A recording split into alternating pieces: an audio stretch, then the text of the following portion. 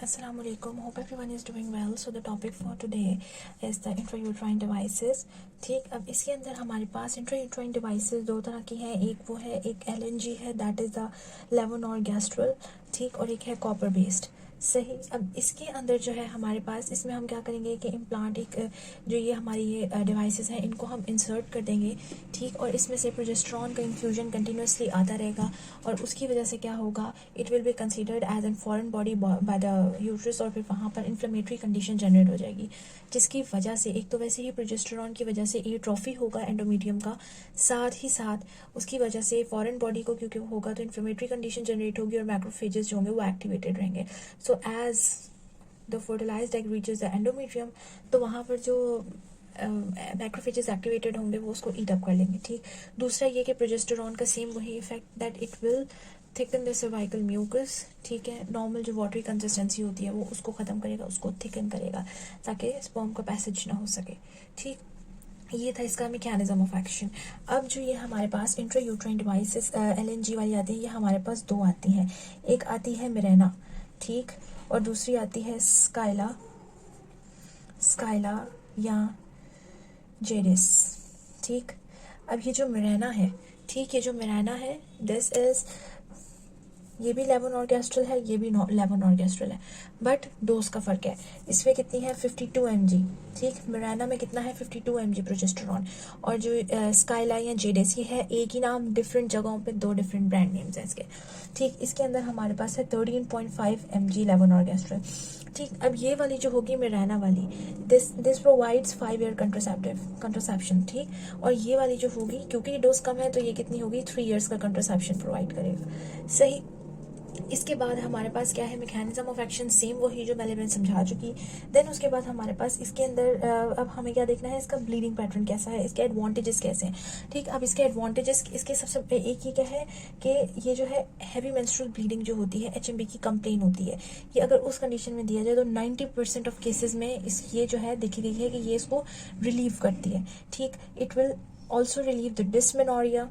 ठीक, उसके साथ साथ जो एंडोमेट्रियोसिस और एडिनोमायोसिस से एसोसिएटेड पेल्विक पेन होता है, ये LNG जो है लेवोनॉर्गेस्ट्रल वाला, ये उसकी ट्रीटमेंट में भी मोस्ट इफेक्टिव. मिरेना की मैं बात कर रही हूँ. ठीक, ये अभी मैं मिरेना के एडवांटेजेस बता रही हूँ. ठीक, क्या होगा, HMB को कंट्रोल करेगा. सही. उसके साथ क्या था, जो एंडोमेट्रियोसिस और एडिनोमायोसिस के एसोसिएटेड पेल्विक पेन था उसको रिड्यूस करेगा.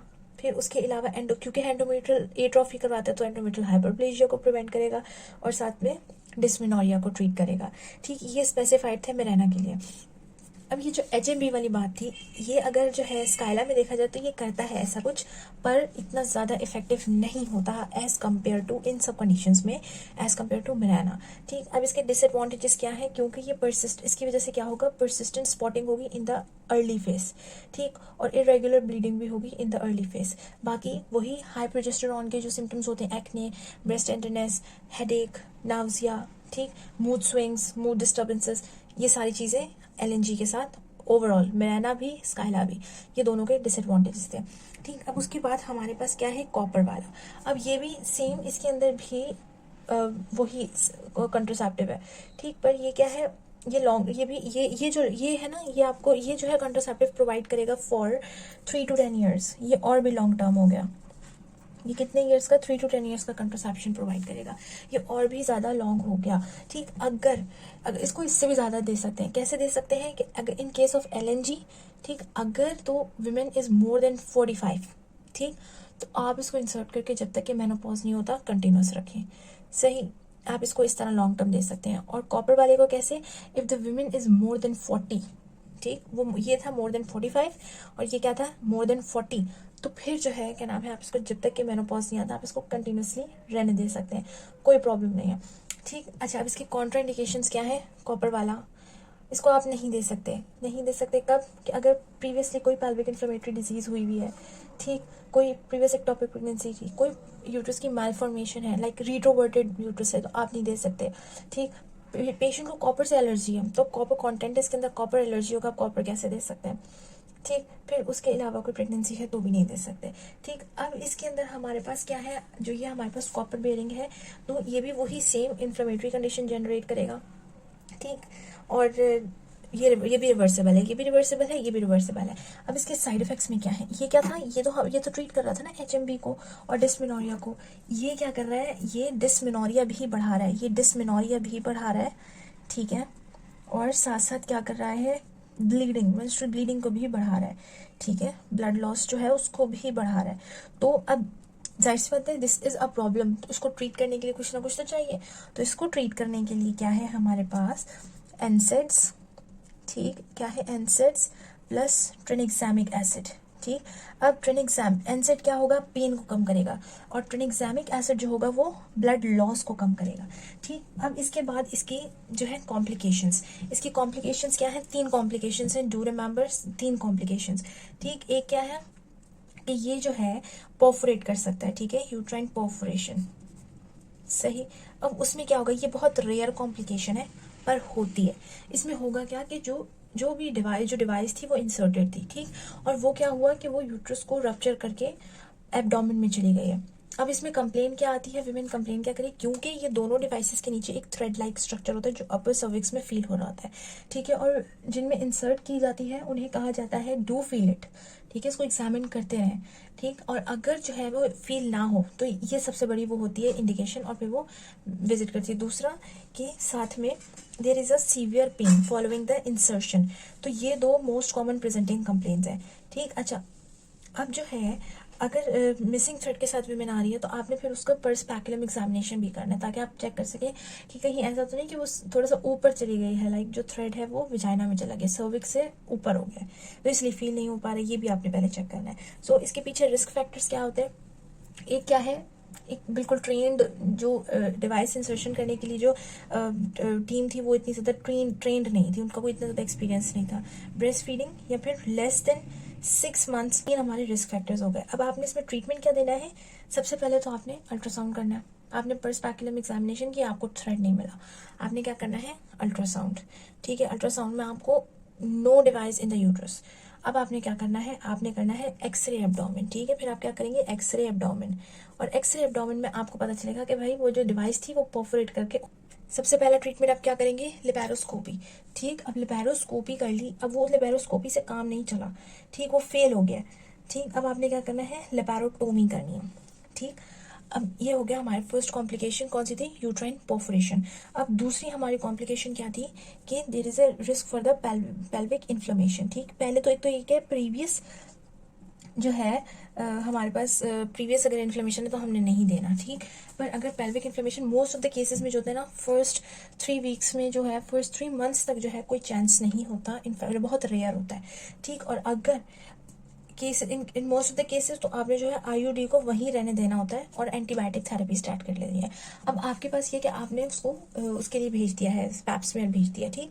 या तो अब आपका क्या हुआ, या जो आपने जो सैंपल जो स्मेयर लिया है वो आपने सैंपल के लिए भेज दिया है, अब आप उसका वेट कर रहे हैं, ठीक है। इफ़ यू डोंट नो तो फिर आप उसको कंसीडरेट क्लेमाइडिया और इसको क्लेमाइडिया बेस्ड जो है ट्रीटमेंट देंगे, ठीक।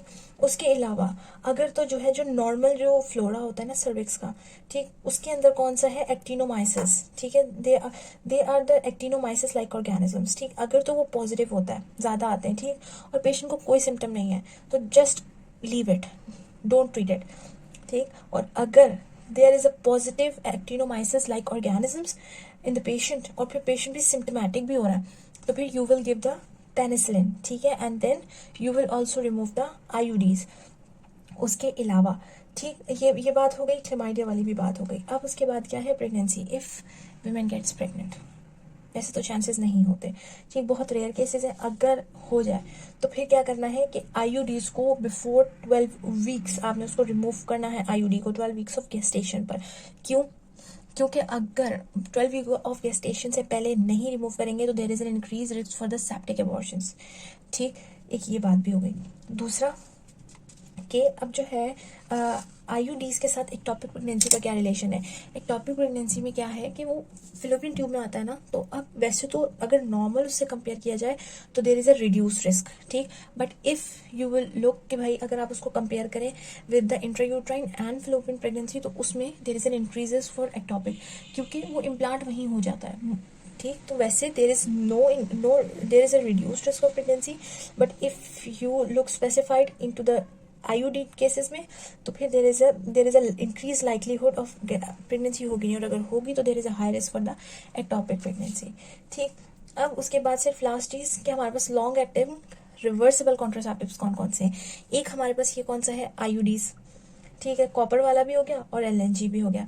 बाकी प्रीवियस वीडियो में जो मैंने पढ़ाया था कि वो जो इम्प्लांट्स हमने लगाए थे सबडर्मल इम्प्लांट्स, ठीक, प्रोजेस्टेरॉन ओनली इम्प्लांट्स जो थे वो फौरन से जो है क्या, जैसे ही प्रोडक्ट रिमूव किया तो there is again reversal condition आ जाती है, दोबारा से फर्टिलिटी ऑब्टेन हो जाती है। ठीक, डीएमपीए के बारे में क्या बताया था मैंने कि डीएमपीए जो है वो इतना ज़्यादा इफेक्टिव नहीं होता है एज कम्पेयर टू कि वो फर्टिलिटी को रिटर्न कर सके इतनी जल्दी, that will take time more than a year.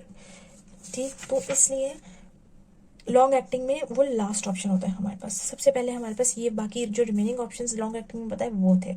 ठीक, so this was the topic, if you have any query please ask, thank you.